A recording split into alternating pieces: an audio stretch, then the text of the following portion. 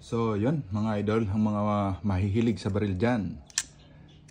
So yun, ipapakita ko lang po sa inyo yung binili kong extra magazine mga idol ng caliber 45. Yan.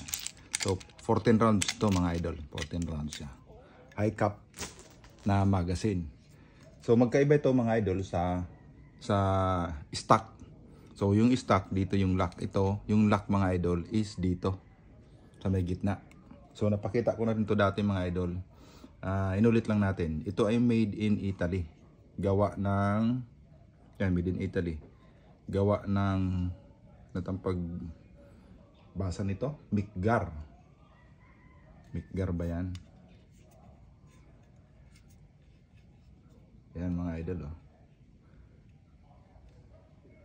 P1445. So maganda siya mga idol, napakalambot ng spring kumpara sa stock. Kaya nagustuhan ko siya, bumili tayo ng ganito mga idol.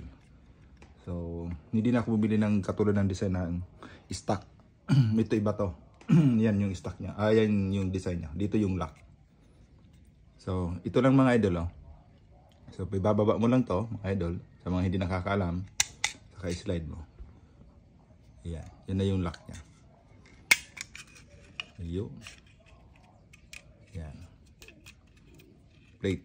Parang plastic lang din siya. Plastic lang mga idol. Yan. Plastic lang din to mga idol. Ito lang yung bakal. Spring. Steel din siya mga idol. Yan. So para makita nyo ng mga idol yung loob. Yan. Ganyan yung design niya mga idol. So ang ganda nito mga idol sa may mga high cap dyan na .35 caliber. So nai-recommend ako sa inyo mga idol. Ganito yung hanapin yung klase ng magazine. Ang ganda niya pasukan ng bala. Napakalambot mga idol. Dali lang din siya balik. Baliktad.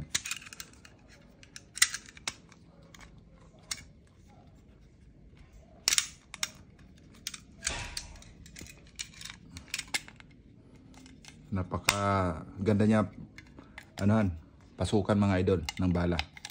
Yan. Sakto-sakto talaga yung 14. Hindi siya mahirap.